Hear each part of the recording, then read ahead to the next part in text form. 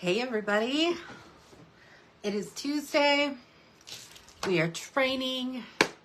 This week I wanted to talk about samples and how important they are in your business. So I know that we talk a lot about IPAs or income producing activities. And here's the thing when it comes to samples. I personally, and I think many would agree with me, I personally feel that samples are vital to sales and to your customers. Simply because, here's the thing, we sell things that smell good. I can watch a commercial and it can tell me that this product smells fantastic. But unless I actually smell it, I probably don't know, or I probably don't realize exactly why I would want it or why I would like it so much, right? So for us, in our world of Scentsy, samples need to be a staple in your business. They need to be. And I really wanted to talk about not only the need for making samples and having samples, but I also want you guys to understand and recognize what types of samples you should be actually doing. Because when we talk about income producing activities, for example, if I were to sit here right now and churn out 150, like maybe I take the time and I make these beautiful mold samples, right? And then I take the time to then create a label, a custom label, and I print that out. And I ordered these really cute bags off of Amazon, and then I put everything together. And then I'm like, okay, who do I need to send samples to? Okay, I had 4 customers this month, whatever, right? And I sent it out to 4 customers. So now I've just got, this whole bucket full of samples over here. I don't know what to do with them. Yeah. What was the point of making the samples if you don't have an intention to actually give them out? This was a trap that I fell into really early on in my business because I personally, I'm very creative. I like the creativity side of our business, right? I like being able to be visually appealing because for me, I'm a very visual person, right? So if I'm making a label, if I'm making any post, if I'm taking a picture, if I'm making samples, stickers, whatever, blah, blah, blah, right? I want it to look pretty. I want it to look pretty because it's very appealing to the eye, right? I want it to catch the eye of other people. So I like that aspect of it. And then there is the love, so to speak, of the actual act of making samples. Even if it's just taking, a little knife and cutting little pieces off, or using a crinkle cutter, or making the mold samples, right? All of those things. But here's where it took me a while to learn the lesson, but here's where I slipped up, is that I would get so caught up because I loved the actual art of making samples. I would get so caught up in making these samples or these molds and just making them adorable and taking time. Back before I even had a printer, I would hand write labels, okay? We're talking a little bit of time, a lot of time actually, to make those samples up, right? And have them ready to go.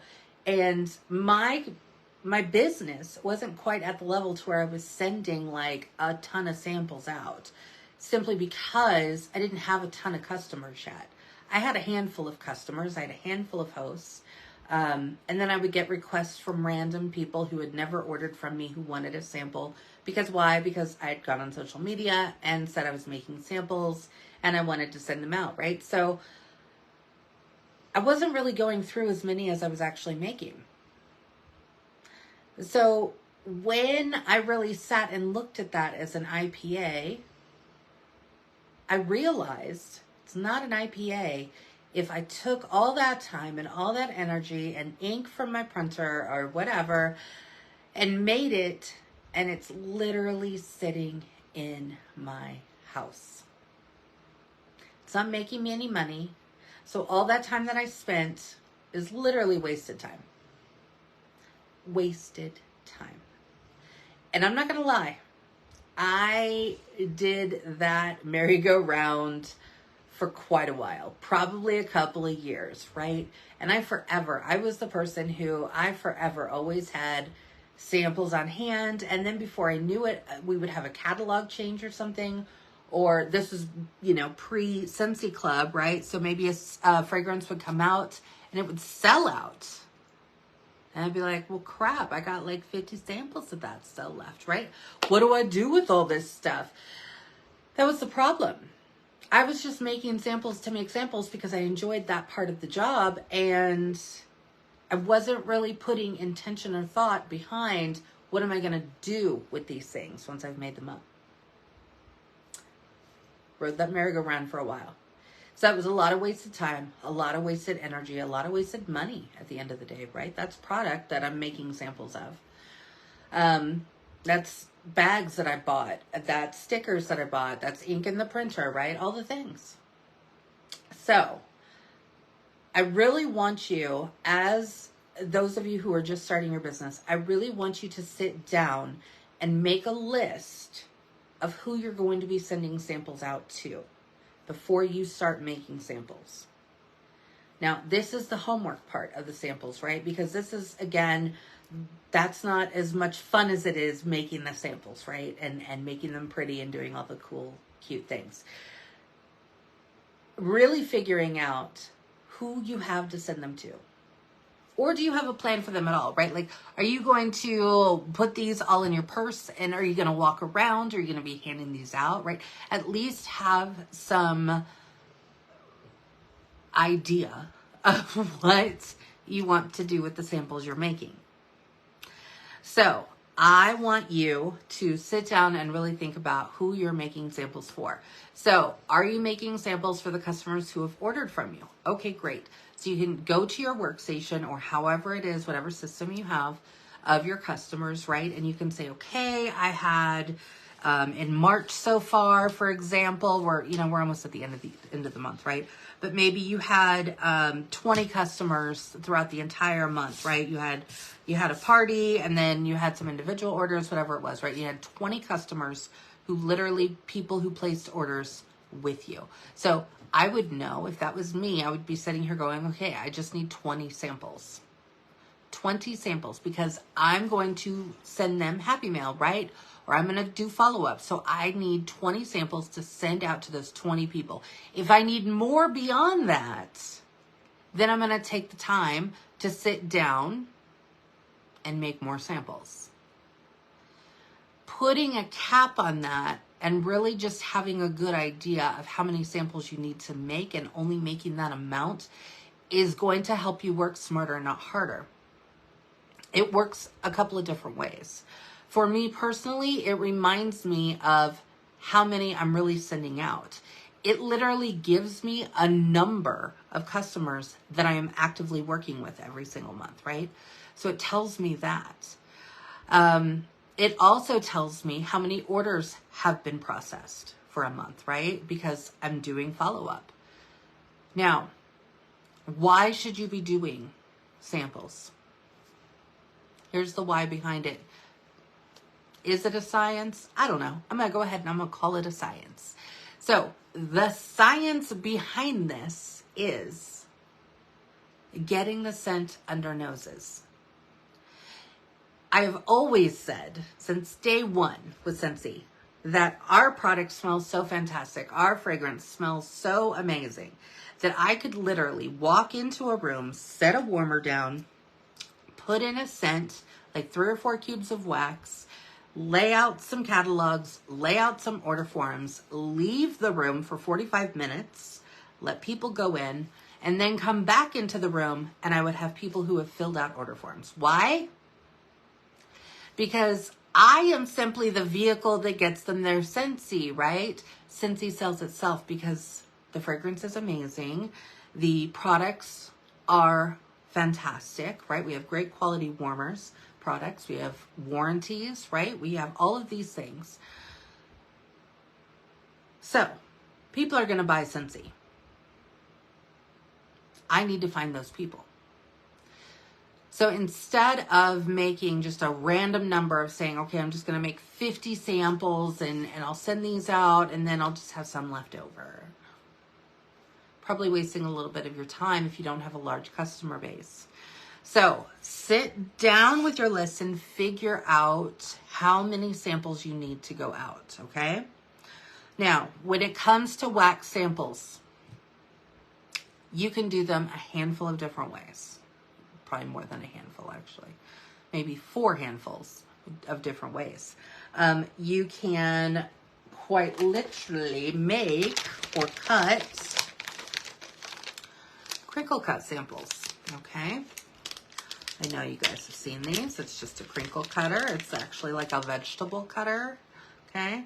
And then you just literally take your bar and you just slice pieces off of a cube, right? So that's one very quick, easy way to get a sample. You put it in a bag, and look, I didn't even make labels for this. I just simply used a sticker. This is Lake My Day. If you know, you know. Okay, so that's one way to make a sample, right? Another way to make a sample when it comes to wax would be to make a felt sample. And a felt sample is taking a piece of felt and then dipping it into melted wax, okay? So here's my Tropic Nectar sample. And it is literally just this white circle piece of felt. I buy them in bulk off of Amazon. That's how I get them. But you can literally go to any craft store, wherever you are, and buy felt. You can cut out pretty shapes. You can just make them pieces, squares, rectangles, whatever you want to do, right? It doesn't have to be a circle. I just happen to get these because I get them, okay? So that's a felt sample. Now, the really great thing about a felt sample, while I'm on this, actually, hold on. Let me go back to that. All right, so we have those. Next, we have, I know I've got some here. Here we go. These are vanilla bean buttercream. These are molds. Actually, let me just take it out. Take it out of the bag. Make it a little bit easier to see. So this is a mold of a sample. The butterfly's upside down. There's the butterfly, okay? That's a mold. I get the silicone molds from the Scentsy Success Store. Again, you could go on Amazon. You could go to your local craft store, what have you. You can buy molds, chocolate molds, candy making molds, those kinds of things, right? Okay. So we've got a couple different ways, right? We've got where we just are cutting them off, cutting the pieces, whether it's the crinkle cutter or whether it's just like a little slice with a knife. That's fine too, right? We've got felt samples and then we've got mold samples. Those are all ways to use wax. Now, what are the benefits of those three? Okay, first and foremost, cutting is going to actually be probably your quickest method because, I mean, it's fairly quick, right? You can just get your bar out, done, boom, throw it in a bag, put a label on it, put a sticker on it, whatever it is, and get it out the door, done. Okay, great. Molds, gonna take a little bit longer, right? You're gonna have your mold out, then you're gonna warm your wax. Normally when I am melting mine, I have one of those Wilton candy melters, chocolate melters. Look on the Amazon, go to your craft store, whatever. Or you can just take, now I don't recommend necessarily a circle dish, but you could, this is just the one that I have here on my desk. But I personally, when I use a warmer for melting my wax, so that way I can have it to make samples, is I usually will find one that has a square dish because it's easier to pour. And I can just literally warm my wax, so put 3 or 4 cubes in, wait till it's melted, and then just pour it into the molds. And then I put the molds, if they're flimsy, if they're silicone, I usually put like a cookie sheet or something underneath them, and I slide them into the freezer for 10 minutes, pull them out, pop them out, they're good to go. Molded, done. Felt samples.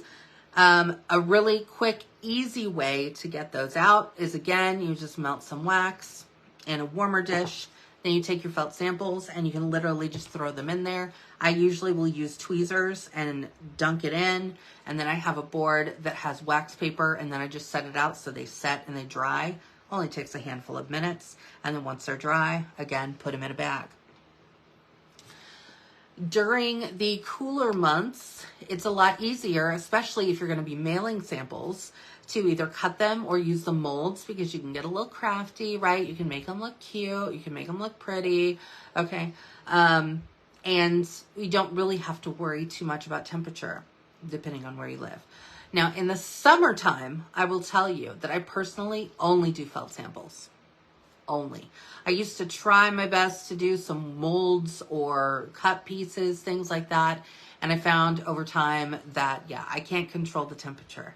So even though it may not be as hot where I am, maybe if I'm shipping or mailing these samples to Texas where it's even hotter, yeah, it's probably going to arrive in a bag that's like a gooey mess or this melted blah thing, right? And I never want that.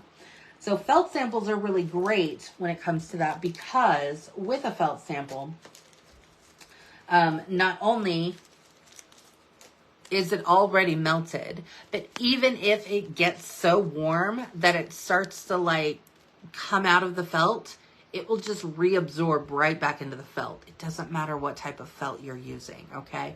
It will just reabsorb. Another point with felt is, if you can see that, look how thin that is. This is another reason why I love felt samples. I can throw this in an envelope and I can get it out with one stamp. And actually, I've sent out up to 6, maybe a little bit more, felted samples just like this, and an envelope with like a rack card, which the rack card is the one that, you know, is long, right? The size of a long envelope, an A10 envelope, right? So I could like do that, put my felt sample in there. I can send this out for one stamp in an envelope. Amazing, right? Saving my business money, okay?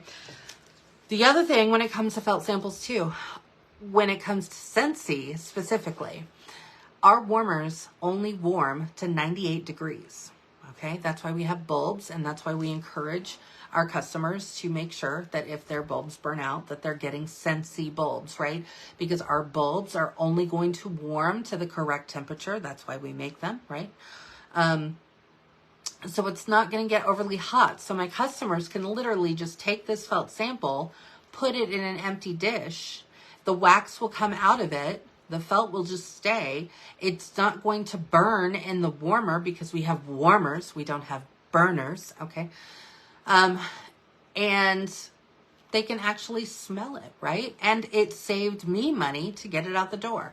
So if you wanted to ask me, Jacqui, what is the best, most cost-effective way to make samples? It's going to be felt all day, baby. Felt samples all day long. It's less expensive for me to get out. They are somewhat quick and easy, right? Again, you just toss in the felt, pull it out, let it set. Like I said, I just use some wax paper on a plate or a board, whatever, and let them set, and then put them in bags. And you can see I just make little labels, throw them on there, and they out the dough. Okay, so those are really great ways, and those are my best tips to get out wax. Now let's talk about some other types of different samples. I really, really enjoy doing samples in bulk. So I do bulk sampling. Every 2 months, I will set aside time on my calendar, and it usually, for me, right, I work full-time during the week. So for me, it's usually looking like a Saturday or a Sunday, but I will set aside time to where I'm just going to make up a bulk set of samples, right? So one example of this is Scentsy Fresh. I love doing Scentsy Fresh samples, and I get them in these little bottles that you can literally squeeze and, you know, spray out. I get them on Amazon. Everything is linked in my Amazon link, so I'll share that link, but it'll be below here, and when this is on YouTube, it'll be in the description. But So I get these, and then they come with the lids and everything. I just unscrew them. I pour a little bit in, put the top on. I actually just self-seal mine in a bag, but I actually use a heat sealer. So it just makes the bag the size that I want it to be. And then I make a cute little sticker. You can see, this is from my last batch of bulk sampling.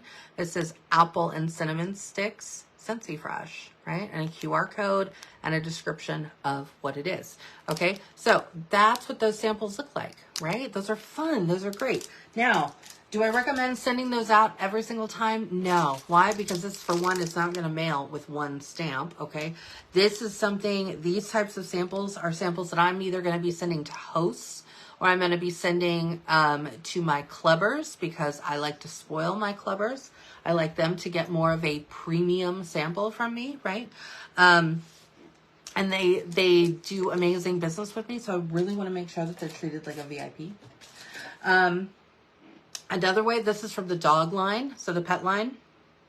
I know it's not available right now. Don't worry, we'll have LTOs of it, but same concept. So if you want to do a bigger sample, I actually did this with the Freshen Up Pup Spray. And so this is the spray. I just got these bottles again off of Amazon, made them up, made labels, okay? Okay. So those are some of those samples. Another one that I really love are the compressed sponges, where I could put dish soap on those. Again, I know dish soap is not in the catalog currently. It will be coming out in LTOs. So this is really great for that. But you just pour a little bit on there. It absorbs up into there, and then it expands. And then I put it in a bag and I send it out, right? Okay, dish soap. Let's see. What are the samples? Can I show you? Okay. Let's talk about lotion, body care, right? Okay, so hand cream samples. I get these little, they're like little lip gloss containers, again, off of the Amazons. Okay, and then I just put a little bit of hand cream in each one. Anything that touches the body, you want to make sure that you are putting ingredients and directions on, okay? Because for one, people do have allergies, and you don't want someone to accidentally use something that they shouldn't be using, right?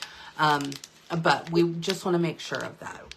So please make sure when you're doing samples that are going to touch the body, like hand cream, body lotion, body wash, if you're making those samples, whatever. Okay, so you can see here on my label, this is Fluffy Fleece and the hand cream, right? There's the QR code with all of the ingredients. So when they scan that, it takes them directly to that page with the ingredients listed. So that's how I send those out. Another really easy peasy way. Oh, let me show you one more sample before I move on. It's right here. I thought I had a bag out already, but I don't know where I put it. I actually do samples with cotton cleanups because I think cotton cleanups are fantastic, and I personally use them a lot. So I have cotton cleanups that come in my Scentsy club. And so what I will do is I make these stickers. They're just round stickers that I cut in half, and it says place in your dish, soak up wax, and then add new. So it tells them exactly what to do with a sample, right? Okay. So those are kind of what samples look like. Now, should you be sending, this is a package for a customer of mine, but you'll see I've got some wax samples in here. I've got a cotton cleanup sample in there.